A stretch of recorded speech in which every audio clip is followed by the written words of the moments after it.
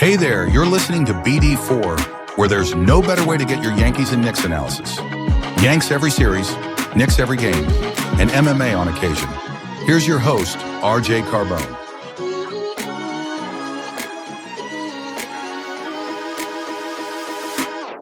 And a high drive into left center field. Stanley's going to watch another one fly. Are you kidding me? DiVincenzo a three. Bang! Bang!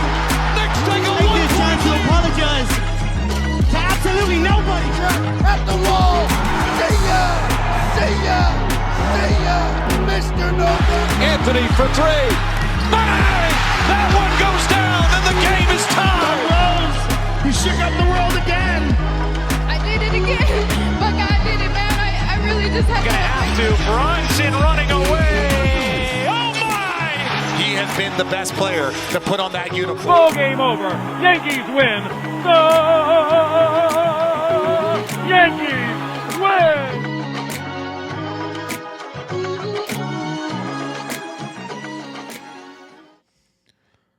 All right. Well, we got to talk about it.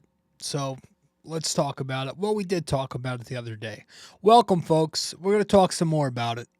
You know what's funny? I don't know, last week or so, the Knicks played.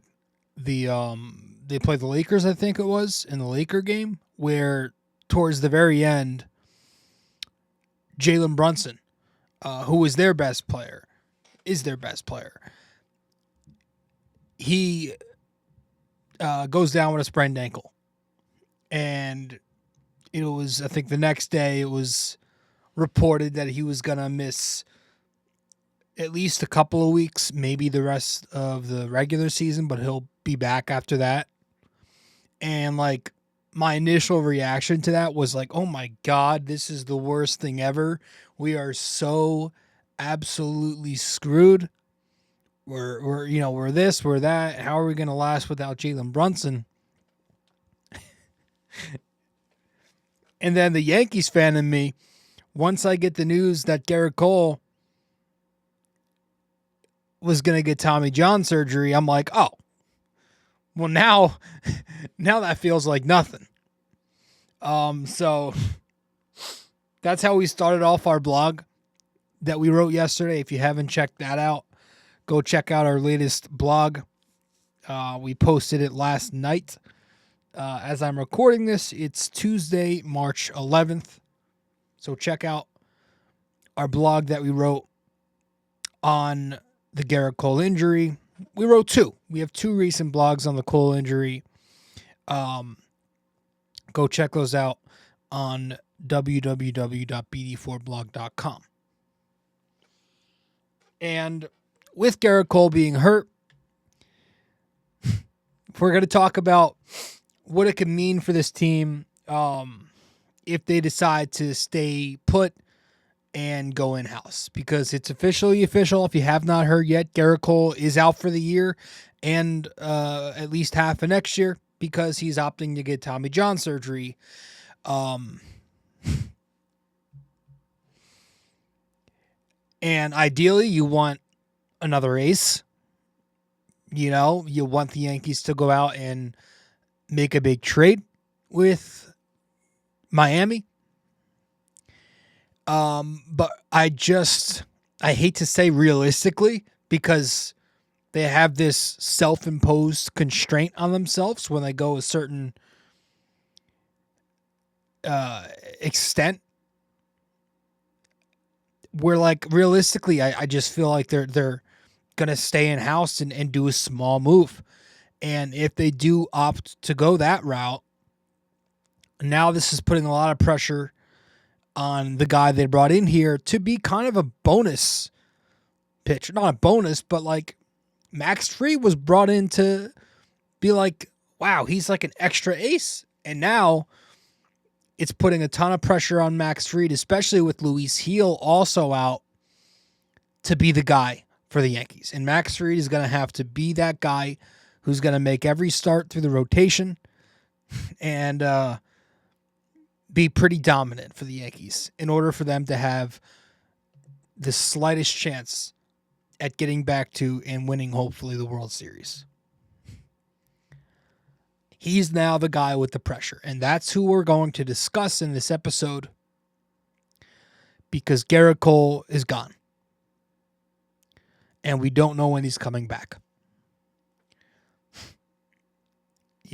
Listen, ideally, it's a year and a half recovery. He's back on time. It's somehow, it's like the second half of last year beginning. He's back and he looks good, but like he's going to be 36 next September. So he'll be in his age 36 postseason for the Yankees next year. He was already 2 or 3 miles an hour less than he was at his peak last year, right? Last year, he came out the gate throwing 93, 94, 95, 96. Would occasionally go high 90s, but he averaged 95.9. So I don't know that he's ever going to be the same pitcher. Some guys come back from Tommy John throwing harder, but usually the stuff is never the same. You don't have that same dominance. But we'll see. Like I said, in the meantime, the Yankees have what they have in front of them right now. They have a guy who they signed to a record-breaking deal to be hopefully record-breaking. I mean, Max Fried needs to be really good. And Max Fried is good. I like him a lot, man. So what we're going to do in this episode for a little bit is we're going to dive into Max Fried and talk about how he can impact this team. He has been in the league for a little while now. His rookie year was in 2017. And since then, he's developed into a frontline starting pitcher. He's become an ace.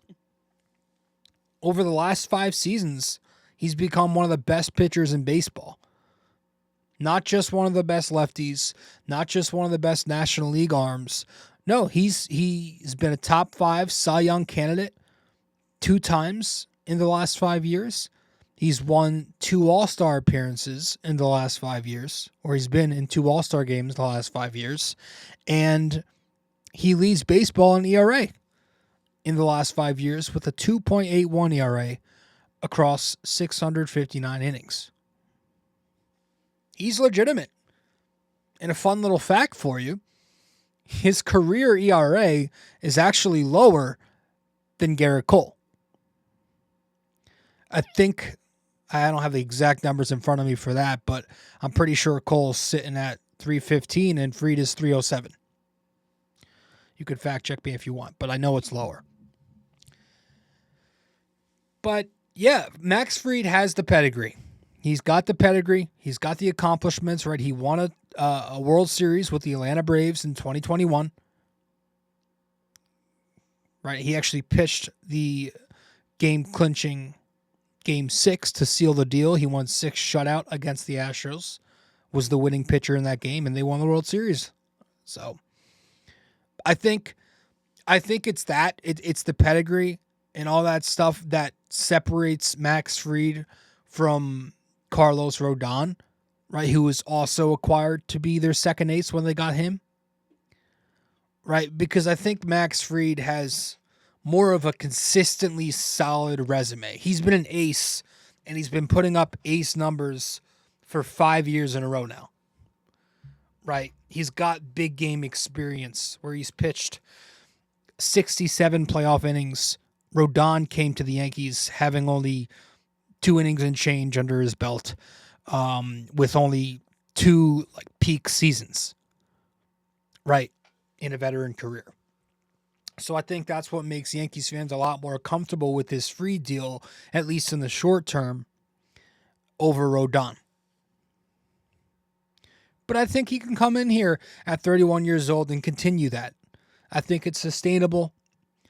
He's still in his prime. And I'm not really worried about Max Fried handling the Bronx or having an adjustment period to the Bronx that'll last too long. Carlos Rodon obviously had to adjust to the Bronx. He learned some things, but I don't know. I'm not worried about Fried. I know he's coming into the Bronx and he's going to be pitching in front of 40, 50,000 demanding New York fans, and you got to deal with the bright lights and you got to deal with the media. And there have been cases where guys haven't been able to do that their entire Yankees careers, right? From Pavano to Javi Vasquez to Sonny Gray, James Paxton, to an extent, I guess, with Paxton. But, there have been guys who've come here and just not gotten the job done. I don't think Fried's one of those guys. I think Fried's got the right demeanor. Everything that I've seen from him so far, it seems like he's mentally tough and he's focused. He doesn't seem to be very emotionally charged like a Carlos Rodon can be at times. And again, he pitched for the Braves. That's a big market. I mean, they were 5th in attendance last year. Like they have a fan base. It's not New York, but there are expectations there. There's no more bigger stage than pitching in the World Series. So they're bringing in a guy who's won it before, just like they did last year, right? I think Max Fried's got the resume. And then once you dive into the nuances of it, the detail and the baseball aspects of it, it gets really fun. And so I want to do that for a couple of minutes when we return from our first break here on the show. I want to talk some baseball and talk some pitching and do a little nerding on Max Fried when we return from our first break here. Stay with us in episode 819. Be right back. BD4 is available on social media for those who want to follow. You can find BD4 on Instagram at BD4Pod. You can find us on X at BD4Pod. And you can find us on Facebook by simply searching BD4.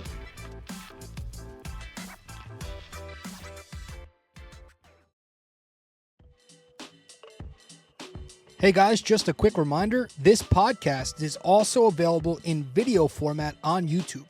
So be sure to go over to the YouTube channel, BD4, subscribe, like the videos, comment and tell me how much I suck or maybe how much you like the video.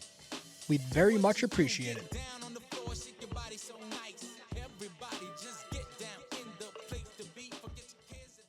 Okay, welcome back to the show.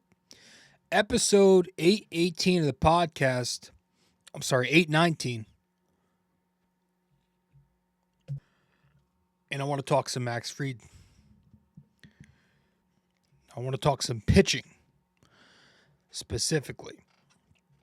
And what I like best about Max Fried is similar to, when the Yankees brought in Stroman last year. I didn't know that his stuff had regressed that much. So that aside, I was very excited because I consider Marcus Stroman a pitcher, right? He's a true pitcher. He's not somebody who is like fastball heavy in terms of like velocity. And I think that's what excites me about Max Fried is that he's not super reliant on one or two pitches like most starting pitchers in this league are. Right, he's not a guy who's going to rely on his fastball and then a breaking pitch. But he's got a very deep pitch mix.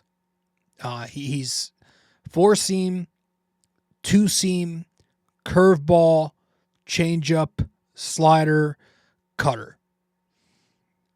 So he will dive into his bag. He's a true pitcher who knows how to mix and match and get outs that way. He doesn't blow guys away with a 100-mile-an-hour fastball, but he digs into his bag, and he mixes, and he matches, and he finds what pitch will get him a desired result. And because he does that very well, he gets a ton of soft contact, he gets a ton of ground ball outs, and last season, specifically, he was ranked in the 95th percentile in exit velocity, 89th percentile in barrel percentage, 81st percentile in hard hit percentage, and the 96th percentile in ground ball rate. So, and that's been a trend his entire career. It's not like that was an outlier last year, but that's what he does. He gets soft contact and he induces ground balls. And as a southpaw pitcher, he's actually not, in the traditional sense, better against lefties. He's good versus lefties, with the exception of last year. He had a little more struggles against them, but he's really good. He's pretty elite against right-handed bats. And his career, Max Fried, against righty hitters, 235 batting average, 290 on base percentage, 346 slug, which gave him a 636 OPS. His career versus lefties, 244 average, 314 on base against, 371 slugging against, and a 685 OPS against. So that's an OPS that's 49% better when he faces right-handed batters for him. So he can really get righties out despite being a lefty, which is important because obviously righties dominate the game, and you're losing a righty in Cole. But he's got that backdoor curveball that he will work to right-handed batters. And he'll go inside with it also, but he's got a filthy backdoor curve that he'll drop in on the outer edge. He'll live on the outer half with his two-seam and changeup. You know, that two-seam against right-handed hitters in the course of his career has induced a 250 average and a 248 slugging percentage. The changeup against righties, 228 average, 324 slugging. And the curveball against righties, a 175 average with a 262 slugging. Really, really good trio of pitches that he can sequence and pitch tunnel against right-handed bats to deceive hitters and get outs. And again, he's still a pretty effective pitcher when he's going up against lefties. He'll throw the backdoor changeup, and he'll mix in the curveball and the slider to keep lefties off balance. You know, the changeup against lefties has yielded some really good results in a small sample. It's yielded a 115 average on a 115 slug across 26 at-bats in his career versus lefties with the changeup. The curveball against lefties, really good, 172 average, 325 slug. And the slider against left-handed bats, 225 average, 341 slug. He can get lefties out. He can dominate righties. I think the two pitches that have been the most inconsistent for Max Fried in his career have been his two primary fastballs, his two-seamer and his four-seamer. They're not good versus lefties. He's been able to neutralize righties a decent amount with those pitches, but against lefties, his four-seamer, 299 average, 422 slug, 690 slug last year. And then against lefties, his two-seamer, 276 average, 393 slug, a 487 slug last year. So those are the only two pitches he struggled to have consistency with, but he can get outs with them. And overall, I think the best part of Max Fried is that he does limit slug. He does not give up a ton of power, right? He only allows 16 homers per 162. He's got a career slugging percentage against of 352. He's got good stuff. It might not be high power strikeout stuff, but he can get swing and miss. You know, his K rate in his career is above average. It's 24%. He's got an above average strikeout per 9 at 9 per 9 innings. And it's the curveball that gets a ton of swing and miss every year. Probably has the best lefty curveball in the game outside of Kershaw. You know, I don't know, maybe Snell, but it's a top curveball in the game for lefties. The whiff rates on the curveball are 35% or higher in 7 of his 8 seasons. He's ranged from as low as 31% whiff rate on the curve to 49% whiff rate. So the numbers on the curve are very good. And the slider and changeup also have pretty decent numbers. The whiff rates on those two pitches are pretty high. And then going back to that four-seam fastball, no, it's not hard, but he can dial it up to the high 90s once in a while when he needs to.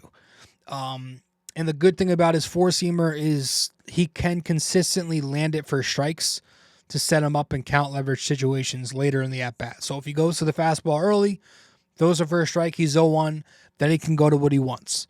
Right? He can dive into that deep bag that he has. But overall, he's got good stuff. He's got very good control. He's usually well above average in terms of walk rate. Last year, he was more average in that area, but for the most part, he's going to throw strikes and he won't walk many batters. So I think that's what you want from an ace. You want a guy with the stuff. You want a guy with command. You want a guy with the pedigree, right? And I think what is an overlooked skill regarding Max Fried, and I don't think we ever mentioned this yet, he's got a really good pickoff move. As a lefty, he controls the run game very well. And obviously, that's important, just baseball alone. But the fact that everybody who's watched this Yankees team knows that last season the Yankees struggled. They struggled holding runners mightily.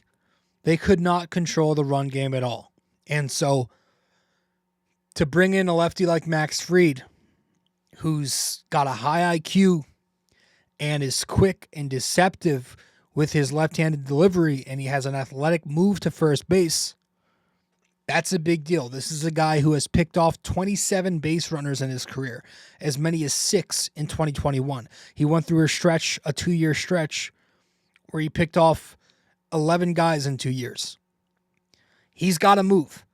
And so when you combine Max Fried being able to control the run game and Austin Wells behind home plate, who does a decent job of that, although Wells doesn't have a great arm, remember, Wells in terms of his pop time is still a significant upgrade from Jose Trevino, who got a significant amount of reps last year. Jose Trevino was in the first percentile in terms of pop time. Austin Wells was more 31. So that's still a big upgrade across a full season. So when you have days where you have Austin Wells behind the plate and Max Fried on the mound, it's going to be better defense. They're not going to run all over you, and you got a ground ball pitcher on the mound who's capable of getting a lot of ground, who's got a good, capable infield defense to field ground balls, right? The Yankees' biggest problems last year were charging ground balls in the infield. They didn't really have a great defensive alignment. It's much improved this year, right? You got Jazz back at second. You got Volpe, who's a good shortstop. You got Paul Goldschmidt, who's a solid first baseman, much better than Anthony Rizzo. He'll cover the bag this time. And we'll see what you get from Cabrera at third. But I do like the idea of the defense being better with Max Fried on the mound. He's also I think he's a 3-time Gold Glover too. I'm pretty sure it's at least 2, but I think he's won 3 Gold Gloves, which that's pretty impressive. So I'm about to sneeze. Hate that. I'm good. That's it, man. I think Fried will be a big boost. You know, I am thankful to have him.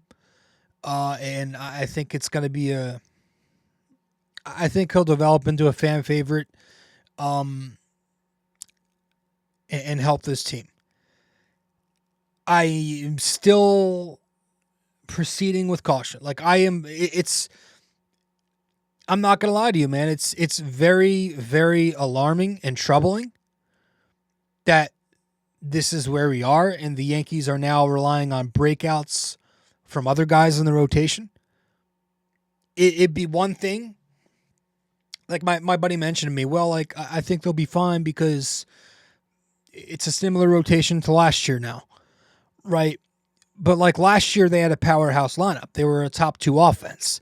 If they had a powerhouse lineup to lead the way this year, I'd be fine. I'd be cool, and I would probably have similar expectations. But the lineup is not that anymore. The lineup's just as questionable, right? You don't know what you're getting from a lot of these guys. Is Dominguez going to be the guy we all want him to be? We don't know. You know, is Anthony Volpe going to take the next step? Well, we thought he was going to do that last year. Is Paul Goldschmidt, does he have anything left in him? We'll see. You know, how long is Giancarlo going to be out? There's a lot of question in this lineup. And so they can't really carry the way, or they're not expected to carry the way. You're going to need some guys to break out. And then you go back to the rotation. It's like, even after Max Fried, first of all, you hope that Rodon and Schmidt and so can stay healthy. But, we've been waiting for Schmidt to break out for a long time, it feels. But it's either an underachieving season or it's an injury like last year where he was pitching really well, goes down, misses most of the year, comes back in September. Rodon, we thought we paid for an ace, didn't get that. We got solid, but, Luis Seal. It's a different story if Luis Seal was healthy. I'd be cool, but he's going to be out for at least 3 months. And that's if everything goes flawlessly. And then you get down to the end of the rotation. It's like the back end is not strong at all. You got Stroman, whose stuff couldn't fool your grandmother. And then you got someone like Will Warren, who I actually like him. I think he's got upside, but what if he's not ready? You saw last season where he pitched to a 10 ERA across 20-something innings. All of a sudden, Carlos Carrasco's in the mix to be a number 5. Maybe he's your number 6. Like, I didn't think that guy had a shot to break camp. Might now. So your depth is gone, right? Cortez is traded away. Hampton's shelved with Tommy John. Clayton Beater's on the DL. He's going to be in the bullpen anyway, they said. And so you're asking a lot of some of these guys at the top of the rotation in Fried and Carlos Rodon. And then you're also asking a lot of your bullpen, who's already had trouble staying healthy. Loizaga and Cousins and Williams and Hamilton and Efros, those are all guys who've dealt with injuries. Well, the tax on them is going to be even higher. They're going to be asked to do a lot every 5th day. And so it's a lot to ask, and if you really want to reconvince me as far as the American League East goes and get me to buy back in on this team being a legitimate contender, I need to see a trade for Dylan Cease or a trade for Sandy Alcantara. That's really it. Like, there's nothing else that really stands out. But if you're going to go in-house and you're telling me we're just going to work internally and use our guys that we have, I'm sorry. You kind of lost me in terms of looking at this team as a true contender. And that's the issue. Like, what really makes me upset is, like, I'm already hearing it. And Cole's been officially out for a day. But I'm already hearing, like, oh, we can just wait until the deadline to fix this rotation. You know what I heard all offseason long? This entire winter, while the Yankees were passing up on big-name bats like Kyle Tucker, Alex Bregman, Christian Walker, Anthony Santander, etc., etc., etc. You know what I heard all winter long? I heard, let's wait until the deadline. We can always do it at the deadline. Do you people have any sense of urgency, man? Any dignity as a Yankees fan? Any will to win? How much procrastination do you think is possible? I get that baseball is a long season, but Yogi said it best. It gets late early in this sport. If it's 1 a.m. and I'm just starting to write my essay, right, and the paper's due tomorrow morning at 8 a.m., and I also have math homework to finish, newsflash, I'm not going to make it to that 8 a.m. class. Speaking from personal experience. But that's how this, like, it's not, I told everybody at the start of the offseason, like, everyone who was like, oh, let's just fill out this roster with quality players to replace Juan. It doesn't always work like that. It's not easy. And the Yankees are learning that now. Problems always arise. You have to account for injuries. You have to account for other things like underperformance and injuries. And they just didn't do that. So to act like that your only one problem will remain your only one problem all the way from the offseason to August 1st, whenever the deadline is, that's outlandish to me. And that's going to get you in trouble, and you deserve to get into trouble if that's what your plan is. So I think what I'm frustrated most with the Yankees is the fact that they didn't really do anything offensively. Because if they did more offensively and they got themselves a third baseman or whoever, you'd be fine with a slightly above average to average rotation if your lineup's now top 5 again. But I don't think that's the case. Now we're just relying on even more if, hope, and hopefully. Like, it's not the way to go.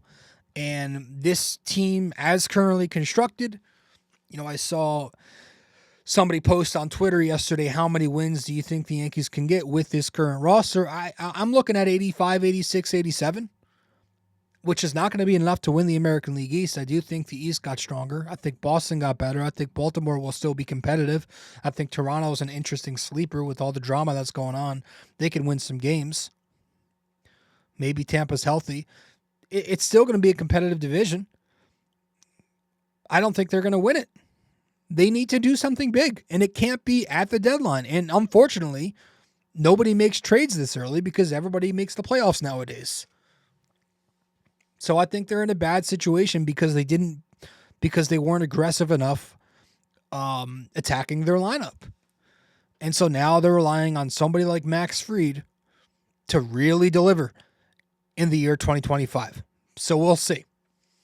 Appreciate you all for tuning in. That's going to be it for this one. Short 30-minute episode, but I do appreciate it. Hope you guys enjoyed it, and I will see you in the next show. Go Yankees. We'll see what happens. Well, if you made it this far, that means you listened to or watched the entire episode. Thank you. Just remember to follow, subscribe, download, rate and review, and all that fun stuff to help out the podcast, and I will see you in the next episode of BD4.